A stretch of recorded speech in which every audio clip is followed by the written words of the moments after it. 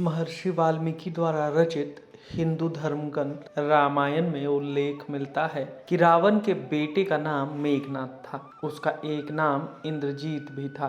दोनों नाम उसकी बहादुरी के लिए दिए गए थे। दरअसल मेघनाद इंद्र पर जीत हासिल करने के बाद इंद्रजीत कहलाया और मेघनाद का मेघनाद नाम मेघों की आड़ में युद्ध करने के कारण पड़ा। वह एक वीर राक्षस योद्धा था। मेघनाद श्री राम और लक्ष्मण को मारना चाहता था। एक युद्ध के दौरान उसने सारे प्रयत्न किए लेकिन वह विफल रहा। इसी युद्ध में लक्ष्मण के घातक बाणों से मेघनाद मारा गया। लक्ष्मण जी ने मेघनाद का सिर उसके शरीर से अलग कर दिया। उसका सिर श्री राम के आगे रखा गया।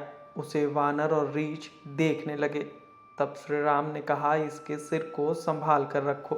दरअसल श्री राम मेघनाद की मृत्यु की सूचना मेघनाद की पत्नी सुलोचना को देना चाहते थे। उन्होंने मेघनाद की एक भुजा को बाण के द्वारा मेघनाद के महल में पहुंचा दिया। वह भुजा जब मेघनाद की पत्नी सुलोचना ने देखी तो उसे विश्वास नहीं हुआ कि उसके पति की मृत्यु हो चुकी है।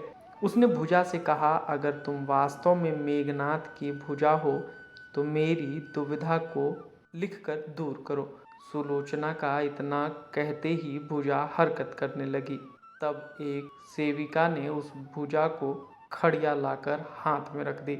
उस कटे हुए हाथ ने आंगन में लक्ष्मण जी के प्रशंसा में शब्द लिखे। अब सुलोचना को विश्वास हो गया कि युद्ध में उसका पति मारा गया है। सुलोचना इस समाचार को सुनकर रोने लगी। फिर वह रथ में बैठकर रावण से मिलने चल पड़ी। रावण को सुलोचना ने मेघनाद का कटा हुआ हाथ दिखाया और अपने पति का सिर मांगा। सुलोचना रावण से बोली कि अब एक पल भी जीवित नहीं रहना चाहती, पति के साथ ही सती होना चाहती हूँ। तब रावण ने कहा, पुत्री 4 घड़ी प्रतीक्षा करो, मैं मेघनाद का सिर शत्रु के सिर के साथ लेकर आता हूँ।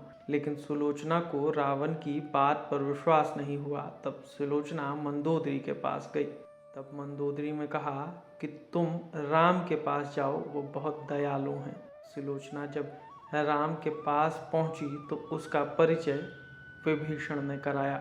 सुलोचना ने कहा, हे राम, मैं आपकी शरण में आई हूँ। मेरे पति का सिर मुझे लौटा दें ताकि मैं सती हो सकूं।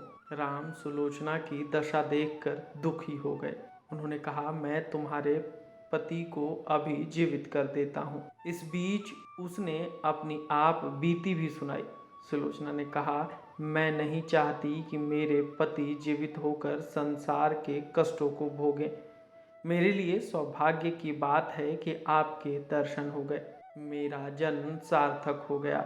जब जीवित रहने की कोई इच्छा नहीं बची।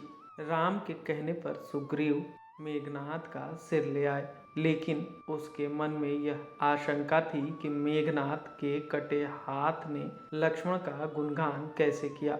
सुग्रीव से रहा नहीं गया और उन्होंने कहा, मैं सुलोचना की बात को तभी सच मानूंगा जब यह नरमुंड हंसेगा। सुलोचना के सतीत्व की यह बहुत बड़ी परीक्षा थी।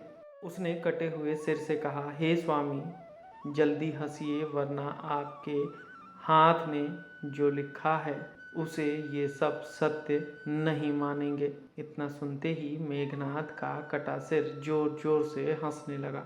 इस तरह सुलोचना अपने पति का कटा हुआ सिर लेकर चली गई।